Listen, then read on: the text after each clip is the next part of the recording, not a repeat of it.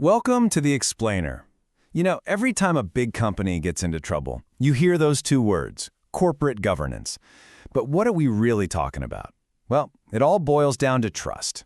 And today, we're going to ask if that trust is best built from the outside in with a whole bunch of rules, or maybe, just maybe, from the inside out. So let's just dive right in with a question that sounds simple, but it gets complicated fast.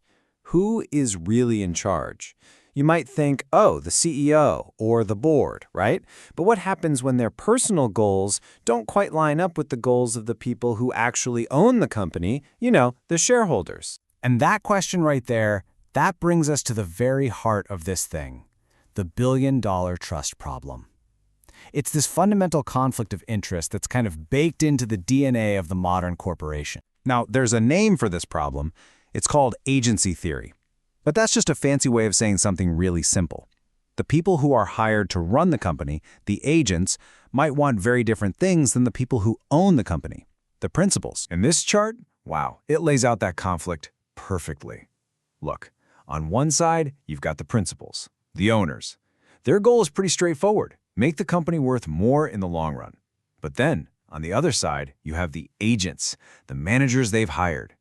And while they're the ones controlling everything, their own goals, like a bigger paycheck or a fat short-term bonus, could pull the whole company in a totally different direction. This isn't some newfangled 21st century problem either. The great economist Adam Smith saw this coming almost 250 years ago. He basically said, look, when you're managing other people's money, you're just not going to watch over it with the same care as if it were your own. And that, right there, that's the fundamental challenge that corporate governance has been trying to solve ever since. So, if that's the problem, how do you fix it? Well, the first and most obvious answer was to try and build a kind of cage of rules around the company, an attempt to police it from the outside. So this outside-in approach, it creates all these layers to protect the owners. We're talking tough laws, really strict rules for being listed on the stock market, and things like mandatory independent audits. The whole idea is to try and force the managers to behave by creating this external framework they have to operate within. And you can see this thinking evolve really clearly over in the UK. After a string of big corporate scandals, this wave of reports came out.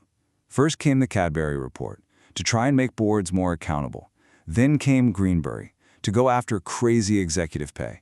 And eventually, these all got rolled up into one single code that just kept getting tighter and tighter over the years, adding rules for basically everything. And these codes, they introduced a lot of the practices that we kind of take for granted today. Things like having independent directors, or NEDs, on the board whose whole job is to challenge management.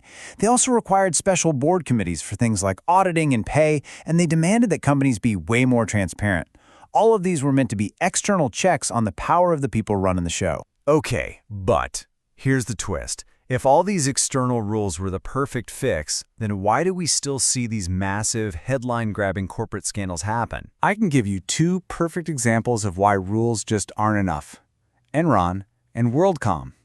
These were absolutely spectacular multi-billion-dollar failures. And they happened after many of these rules were already in place. It just proved that really clever, really motivated managers could always find a way around the rules. That agency problem, it was still alive and well. And this whole thing highlights this huge debate between two different styles of governance. So in the US, you tend to see a very rigid, rules-based approach. It's follow the law to the letter or else. The UK, on the other hand, often uses a more flexible model called comply or explain. You either follow the code, or you have to stand up and publicly say why you didn't. The first one can lead to just a box-ticking mindset, while the second one, well, it relies almost completely on the integrity of the people in charge. So, the crucial point here, the big takeaway, is that neither approach is perfect. As the quote says, just relying on rules and laws is not an adequate safeguard. Because if a company's culture is just about doing the bare minimum to tick the boxes, you've already lost the entire spirit of what good governance is about. So, all of this, it leads us to the central idea of this entire explainer. What if we've been looking at this whole thing backwards? What if truly effective governance can't be forced on a company from the outside, but instead has to be grown from the inside? This is a complete shift in how you think about it. Governance stops being a checklist of rules you have to comply with, and it becomes a culture that you actually live. It's about creating this climate of integrity that starts right at the top, what people call the tone at the top, and then flows all the way down to every single person in the organization. In building a culture like this, it isn't some fluffy, feel-good thing. It's a really practical process. You see it here. It starts with having a clear mission. Then you create ethical codes. And this part is so important. You make sure your bonus and promotion systems actually reward ethical behavior. It's about weaving responsibility right into the company's DNA. So what does this inside-out approach actually require? Well, it demands a whole new corporate mindset. It means you have to shift from this narrow, tunnel vision view that says only shareholders matter to a much broader perspective. This new mindset gets that the long-term health of a company really depends on all of its stakeholders, its employees, its customers, its suppliers, and even the community. Their needs aren't fighting each other, they're actually all connected. And this is the key.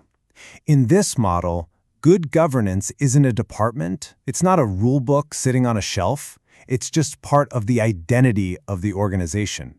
Accountability isn't something you write a report about. It's something you live every day from the inside out. Which leaves us with one last, big, provocative thought. Once you start to see governance as an internal culture, it forces you to ask a much bigger question.